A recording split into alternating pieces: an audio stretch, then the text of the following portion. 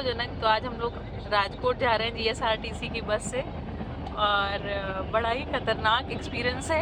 Unlike usually GSRTC buses में जो drivers होते हैं बहुत अच्छे से ड्राइव करते हैं। तो बहुत अभी स्मूथ ऐसा ड्राइविंग लग होती रहा है मुझको कि जो बस का हैंडलिंग होता है वो एटलीस्ट 30-40 लोग होते हैं एक बस में, ठीक है। तो उस हिसाब से जो पैसेंजर की लाइव्स जो होती है वो it's in the hands of the driver, right. तो एक चीज़ आप देख सकते हैं, मेरे को जो मूवमेंट हो रहा है अभी वो ब्रेक लगा रहा है, जो लगातार ब्रेक लग रहा है उस हिसाब से हम लोग एक बॉटल रख देते हैं यहाँ पर, देखते कितनी बार गिरती है, ठीक है ना। तो एक subtle way of releasing the brake होता है, ठीक है। ये क्या हो रहा है, ब्रेक ऐसे लग रही है और आपका पूरा शरीर ऐसे ऐसे ऐसे हो रहा है, ठीक है। और एक्सेलरेट भी सडनली हो रहा है। ये एक बार गिरा है ना, टर्निंग लेते वक्त भी गिर रहा है और ब्रेक लगाते वक्त भी गिर रहा है। ये भी दूसरी बार गिरा। तो मेरे को लगता है मेरे को बोलने का मौका कम, और यहाँ पर देखो फिर से पूरा ब्रेक लगा दिया। You can see outside we have stop moving and we will see the bottle will drop even without me saying anything. वो गिरेगी, फिर से एक्सेलरेट करेगा उस हिसाब से। तो छोटी छोटी बातें जो है वो गाड़ी चलाने में ध्यान रखनी पड़ती है। वो क्लच जो हम छोड़ते हैं तो एक्सेलेटर के साथ थोड़ा सा दबा के क्लच को छोड़ना है, ना कि क्लच को पूरा छोड़ देना है और एक्सेलेटर दबा देना है। मतलब ये झटका जो आता है वो, that is a subtle way that you are releasing the clutch, that's why the clutch is there for the smoothness.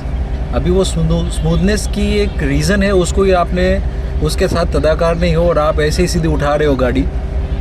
I think it's pointless to drive like that, first thing. Second thing जो है वो where and tear जो होता है वो tyre का बढ़ जाता है। जब आप ऐसे सडनली क्लच उठाते हो तो फ्रिक्शन बढ़ जाता है ना। और आदमी जो अंदर बैठा है उसके अंदर भी ड्राइविंग का जो है वो इशू हम लोग को पता नहीं लगता है। बट ड्राइव ऐसा करना चाहिए कि पानी का जो लेवल है वो बिल्कुल सेम रहना चाहिए। तो that's the optimum way of driving. Another thing is that clutch उठाया आपने गाड़ी अब्रप्टली उठाई, ब्रेक भी आप सडनली मार रहे हो, तो ब्रेक सडनली मारने से भी फ्रिक्शन बढ़ जाता है। फिर से एक्सेलरेट करते हो, फिर से ब्रेक मारते हो, फिर से एक्सेलरेट करते हो, तो आपका फ्यूल कंजम्पशन भी बढ़ जाता है। तो टायर्स भी इरोड होते हैं आपके फ्यूल भी ख़राब होता है, और आपका जो क्लच प्लेट है वो भी रिलीज़ करके क्लच बेरिंग हुए वो भी उसमें रिलीज़ होता है, तो उसमें भी खराबी आती है। तो ये सब छोटी छोटी बातें हैं। गवर्नमेंट एम्प्लॉयज़, शायद ये एम्प्लॉय होगा ही नहीं, पता नहीं है, अभी देखते हैं।